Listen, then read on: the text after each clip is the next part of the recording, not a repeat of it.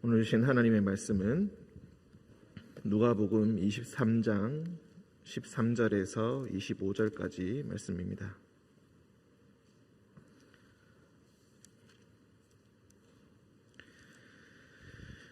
누가복음 23장 13절부터 25절까지 말씀 교독으로 읽고 25절은 함께 읽겠습니다.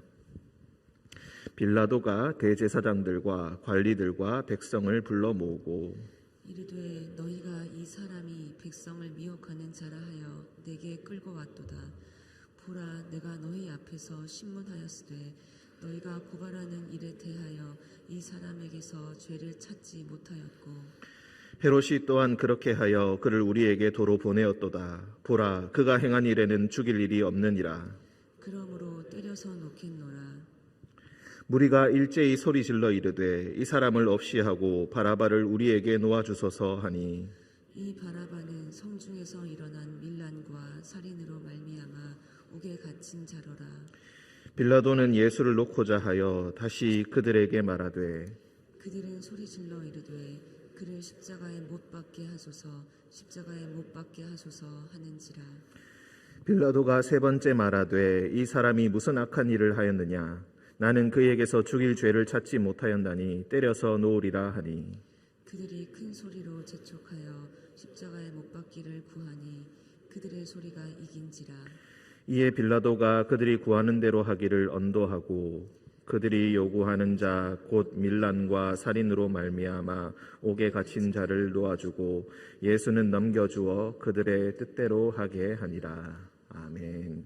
함께 말씀 보도록 하겠습니다. 13절 빌라도가 대제사장들과 관리들, 여기서 관리들이라고 하면은 백성의 지도자들이라고 생각하시면 되겠습니다. 즉 고위 관료로서 백성들을 지도하는 그런 사람들입니다. 대제사장들과 관리들이 예수님에 대해서 반감을 가지고 있다는 것은 이미 입성 때부터 알려진 사실입니다. 그 다음에 또 빌라도가 부른 사람들이 바로 백성들입니다. 백성들은 예수님께서 성전에서 가르치실 때에 날마다 예수님 새벽마다 주님 앞에 나와서 예수님의 말씀을 듣던 무리들, 그리고 그 말씀을 들으며 기뻐하던 바로 그 사람들입니다. 빌라도는 이미 앞서 23장 4절에 보시면은 대제사장들과 무리에게 이르되 내가 보니 이 사람에게 죄가 없도다. 빌라도는 이미 예수님께 죄가 없다는 것을 알고 있었습니다. 그래서 일방적으로 예수님에 대해서 안 좋게 이야기하는 대제사장들과 관리들뿐만이 아니라 예수님을 지지한다고 여겼던 백성들도 함께 지금 모아서 이야기하고 있습니다. 즉 예수님은 무해한 인물이고 그를 죽이는 것은 마땅치 않다라고 생각했기 때문에 이렇게 한 것 같습니다. 빌라도는 이미 기록에도 나와 있다시피 성경 외의 기록에서도 아주 잔혹하기로 유명한 인물입니다. 자기에게 반항하는 자들은 모조리 죽이고 그리고 십자가에 달아서 죽이는 것을 별로 어렵게 생각하지 않았던 그런 인물로도 유명합니다. 그런데 이 사람조차도 사람을 죽이는 것을 아무렇지 않게 여기던 이 사람조차도 예수님이 죽는 것은 아무런 근거가 없다는 것을 이미 알고 있었고 그렇게 힘쓰고 있다는 것을 우리가 알 수가 있겠습니다. 이르되 너희가 이 사람이 백성을 미혹하는 자라 하여 내게 끌고 왔도다. 보라, 내가 너희 앞에서 신문하였으되 너희가 고발하는 일에 대하여 이 사람에게서 죄를 찾지 못하였다. 앞서 23장 4절에서도 죄가 없다. 14절에서도 죄를 찾지 못하였다. 22절에도 보시면은 세 번째 말하되 이 사람이 무슨 악한 일을 하였느냐? 나는 그에게서 죽일 죄를 찾지 못하였나니 때려서 놓으리라. 빌라도는 예수님께 죄가 없다라고 하면서 그를 풀어주기 위한 말을 세 번이나 반복하고 있습니다. 그리고 또 이야기하는 것이 있습니다. 15절 헤롯이 또한 그렇게 하여 그를 우리에게 도로 보내었도다.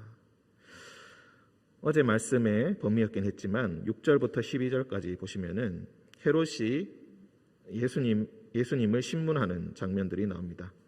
헤롯은 예수님을 보고 아주 기뻐하면서 기적을 행하는 것을 보고 싶어 했지만은 예수님께서는 어떤 반응도 보여주지 않으셨습니다.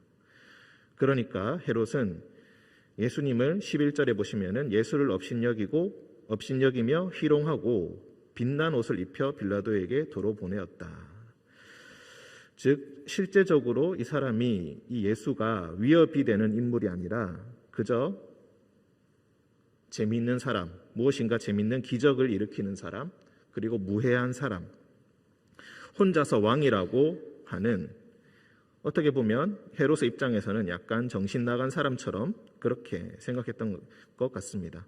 그래서 이렇게 업신여기며 희롱하고 빛난 옷을 입혀서 빌라도에게 도로 보내었다. 너희들의 왕 헤롯도 또한 이렇게 하여서 그를 우리에게 도로 보내지 않았느냐. 보라, 그가 행한 일에는 죽일 일이 없느니라. 그러므로 때려서 놓겠다. 여기서 때려서 놓겠다라는 이 표현은 원래 때린다라는 표현이 교육시킨다라는 의미가 있습니다. 즉 엄하게 교육시킨다. 이 사람이 다시는 이런 말을 하지 못하도록 정신이 들도록 그를 때리겠다. 이런 의미가 있습니다. 원래 로마에서 하던 채찍질형이 있는데 그 채찍질형보다는 훨씬 약한 강도의 처벌을 의미합니다. 그러자 그 무리가 일제히 소리질러 이르되, 앞서 13절에서 대제사장들, 관리들, 백성들을 불러 모았다고 했습니다. 이 사람들이 모두 함께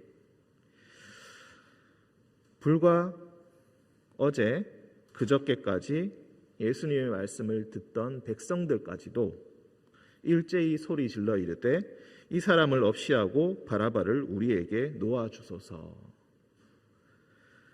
이 바라바는 성중에서 일어난 밀란과 살인으로 말미암아 옥에 갇힌 자였다. 즉 사회에 혼란을 일으키고 사람을 죽인 것으로 옥에 갇힌 자였는데 무리들이 바라바 대신에 예수님을 죽여달라고 이렇게 호소하고 있습니다. 20절 빌라도가 예수를 놓고자 하여 다시 그들에게 말하되, 21절 그를 십자가에 못 박게 하소서, 십자가에 못 박게 하소서. 누가복음에서 십자가라는 단어가 처음 나오는 장면입니다. 그를 십자가에 못 박게 해주십시오. 예수님을 죽이는 것뿐만이 아니라 사형에 처하는 것뿐만이 아니라 십자가에 못 박는 것까지 이미 무리들이 생각하고 있었다. 그리고 그들이 제안하였다. 빌라도도 아니고 헤롯도 아니고 바로 모든 무리들이, 대제사장들과 고위 관료들과 더군다나 백성들까지도 예수님을 십자가에 못 박게 해달라고 소리치고 있습니다. 빌라도는 다시 한번 세 번째 그의 죄를 찾지 못하였다. 하지만 결국 23절 그들의 큰 소리가 이겨서 십자가에 못 박기를 구하니 그들의 소리가 이긴지라. 이에 빌라도는 그들이 구하는 대로 하기를 허락해 줍니다. 그리고 밀란과 살인으로 말미암아, 계속 반복하고 있다는 것을 우리가 알 수가 있겠습니다. 밀란과 살인으로 말미암아 옥에 갇힌 자를 놓아주었다. 그리고 예수는 넘겨주어서 그들의 뜻대로 하게 하였다. 바라바라는 이름은 바르 아빠라고 해서 아버지의 아들이라는 뜻입니다. 그 아버지의 아들. 그 아버지의 아들은 예루살렘 성중에서 밀란을 일으키고 살인을 행하던 자였습니다. 사람들은 그를 놓아주라고 소리칩니다. 그리고 밀란과 살인이 아닌 참 생명과 참 구원을 주기 위해서 오신 진정한 아버지의 아들, 그 아버지의 아들이 아니라 하나님 아버지의 아들 예수를 십자가에 못 박으라고 그렇게 소리치고 있었습니다. 그리고 마침내 그들의 목소리로 말미암아서 예수님은 십자가에 못 박히게 되었습니다. 일방적으로 예수님을 모함하고 예수님을 싫어했던 자들이 예수님을 죽이자, 십자가에 매달자라고 부르짖었던 것만이 아니라 날마다 예수께 나와서 예수님의 가르침을 기뻐했던 그 백성들까지도 단 며칠 만에 예수님을 십자가에 못 박으라는 그 소리에 동조하면서 예수님을 죽여야 한다고 그렇게 소리치고 있습니다. 우리는 여기서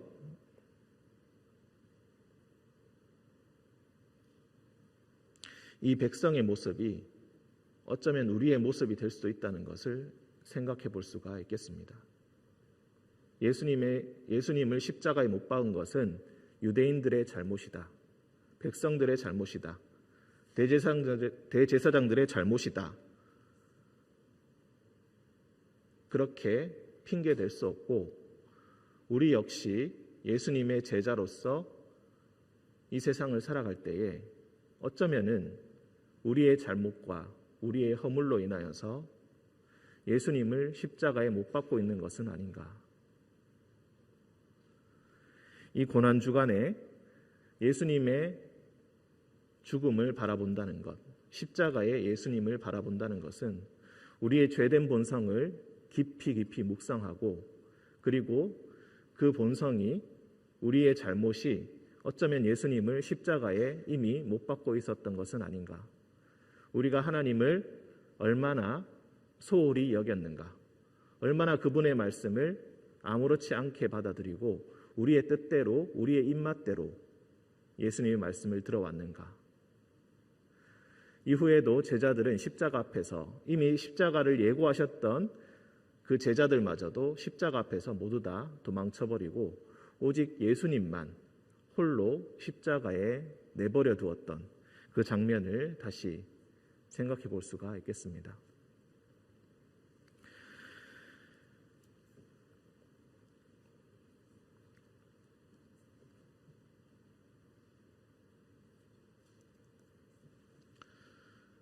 이 시간 죽음을 묵상하시면서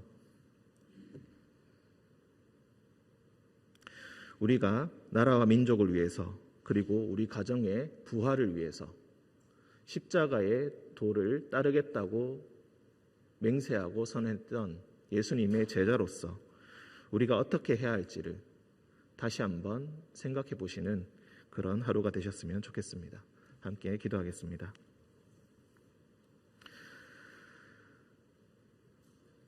은총의 주님, 우리의 연약함, 우리의 부족함, 우리의 죄악된 본성 다시 한번 주님 앞에 생각해 봅니다. 빌라도가 아니라 헤롯이 아니라 백성들이 예수님을 십자가에 못 박으라. 그에게 죄가 없다라고 하는 빌라도에게 강변하여 예수를 십자가에 못 박아야 한다라고 했던 이 가장 처절하고